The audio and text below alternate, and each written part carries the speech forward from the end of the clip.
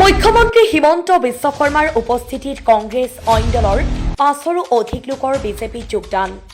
নিৰ্বাচনৰ প্ৰাক্ষণত বৰপেটাত কংগ্ৰেছৰ ব্যাপক খহনীয়াত তছনছ হ'ব নেকি বৰপেটাৰ কংগ্ৰেছ? আজি বৰপেটাৰ নগাঁৱত অনুষ্ঠিত বিজয় সংকল্প সমাৱেশত মুখ্যমন্ত্ৰী হিমন্ত বিশ্ব শৰ্মাৰ উপস্থিতিত বগুৰি জিলা পৰিষদৰ কংগ্ৰেছ অইন দলৰ নেতাকৰ্মী বিজেপিত যোগদান। বাদগাঁও গাঁও পঞ্চায়তৰ আঞ্চলিক পঞ্চায়তৰ প্ৰাক্তন সদস্য তথা কংগ্ৰেছ নেতা সুজন দাসৰ নেতৃত্বত অনুষ্ঠিত হয় এই যোগদান। সুজন দাসৰ নেতৃত্বত বগুৰি বাদগাঁও পঞ্চায়তৰ প্ৰায় ৫০০ৰো অধিক নেতাকৰ্মীয়ে আজি আনুষ্ঠানিকভাৱে যোগদান কৰে বিজেপিত। পঞ্চায়ত নিৰ্বাচনৰ বাবে মাজত মাত্ৰ কেইটামান দিন বাকী থকাৰ সময়তেই কংগ্ৰেছ দলৰ পৰা বিজেপিত যোগদান কৰা কাৰ্যই কংগ্ৰেছ দলৰ প্ৰতি বগুৰি জিলা পৰিষদত অশনি সংকেত নমাই আনিব। ২০২৬ৰ বিধানসভা নিৰ্বাচনতো বৰপেটা বিধানসভা সমষ্টিত ইয়াৰ প্ৰভাৱ কংগ্ৰেছৰ তাত পৰিব বুলি কয় বাদগাঁৱৰ সদ্য কংগ্ৰেছ ত্যাগী নেতা সুজন দাসে।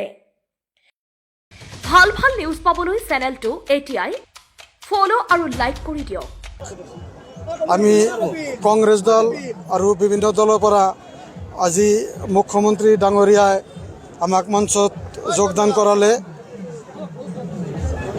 আজি মোৰ পুনৰ আগমন বুলি মই ভাবোঁ, কাৰণ মই ২০০২ চনত একমাত্ৰ আঞ্চলিক পঞ্চায়ত সদস্য আছিলোঁ বিজেপি দলৰ বৰপেটা জিলাত। একমাত্ৰ ৩১খন জিপিৰ ভিতৰত মই একমাত্ৰ বিজেপিৰ আঞ্চলিক পঞ্চায়ত সদস্য আছিলোঁ। কিন্তু সময়ৰ তাগিদাত মই এবছৰমান বিজেপি দলত থাকিব পাৰিছিলোঁ। তাৰপিছত মই বাধ্য হৈ কংগ্ৰেছত যোগদান কৰিছিলোঁ। কংগ্ৰেছত মই আকৌ ২০০৮ চনত আকৌ এপি মেম্বাৰ হওঁ। ২০১৮ চনত জিলা পৰিষদ ৬ নম্বৰ চাঙা জিলা পৰিষদৰ প্ৰতিদ্বন্দ্বিতা কৰোঁ আৰু ২৪০টা ভোটত মই পৰাজয় বৰণ কৰিছিলোঁ। এতিয়া মই কংগ্ৰেছৰ বৰপেটা জিলাৰ অনুসূচিত বিভাগৰ সভাপতি হিচাপে কাৰ্যনিৰ্বাহ কৰি আছিলোঁ।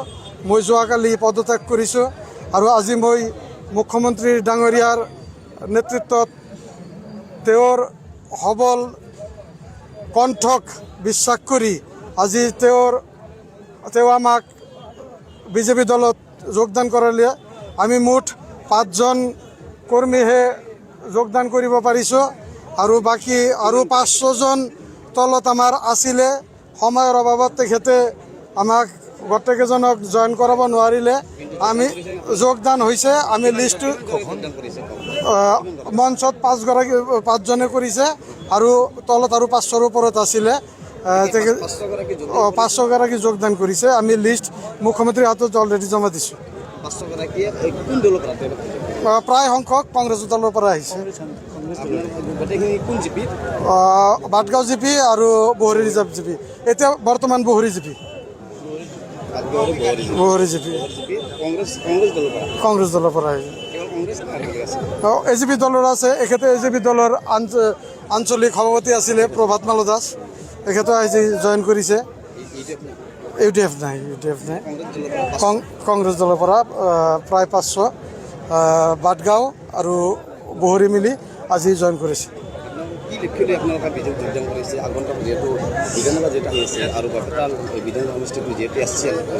নাই, আজিৰ পৰা আমি বৰপেটা বিধানসভা সমষ্টিৰ আৰু অসম নহয় ভাৰতৰ এজন বিজেপি দলৰ সৈনিক হিচাপে নিজকে ভাবোঁ আৰু জনতাত জনাৰ্দন আৰু আমাৰ ঊৰ্ধ্বতম কৰ্তৃপক্ষই যদি ভাবে যে কোন সৈন্যক সেনাপতি হিচাপে আগন্তুক ২৬ত অনুষ্ঠিত কৰি জিতাই আনিব পাৰিব, তেখেতসকলৰ সিদ্ধান্ত আমাৰ নতশিৰে মানি ল'ম। যিয়ে নহওক দাবীদাৰ বুলি ক'ব নোৱাৰে। যদি ৰাইজে বিচাৰে আৰু ঊৰ্ধ্বতম কৰ্তৃপক্ষই যদি বিচাৰে তেতিয়াহ'লে মোৰ কোনো ধৰণৰ আপত্তি নাথাকিব। এই প্ৰগতিৰ পিনে আগবাঢ়ি যোৱা তেওঁলোকৰ বলিষ্ঠ পদক্ষেপত আমি সন্তুষ্ট হৈ আমি কংগ্ৰেছ দলৰ পৰা ৫ শতাধিক আজি আমি বিজেপি দলত যোগদান কৰিছোঁ। কিন্তু সময়ৰ অভাৱৰ কাৰণে হিমন্ত বিশ্ব ডাঙৰীয়াদেৱৰ নেতৃত্বত 5গৰাকীক যদিও ঘোষণা কৰিলে 500গৰাকীক তেওঁ জইন কৰা বুলি ঘোষণা কৰিছে অলৰেডি। আমি বহৰী জিপি, বাটগাঁও জিপি মিলি তাৰমানে। আপোনালোক কোন কোন দলৰ কৰ্মী আছে? আমি কংগ্ৰেছ দলৰ কৰ্মী আছিলোঁ।